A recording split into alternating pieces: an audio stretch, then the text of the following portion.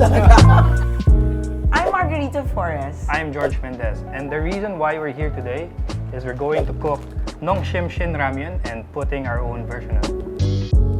Wow, like a spicy sukiyaki. Yummy. I knew it. So today we're going to make one of my favorite dishes, sukiyaki beef. But to make it more special, we're going to use my favorite, Nongshim Shin Ramyun. So for the ingredients, what we have is the white part of the leeks, garlic, some sake. So the reason why I want to cook my favorite Shin Ramyun with my sukiyaki beef is to enhance its flavor even more. Brown sugar, soy sauce, katsuobushi, and then we top it off with carrots, leeks, aburagi tofu, enoki mushroom, some sweet tofu, and then egg yolk, and then of course, A5 Wagyu. My pleasure to serve you. Of course! Oh my gosh, I'm so excited too. Ooh.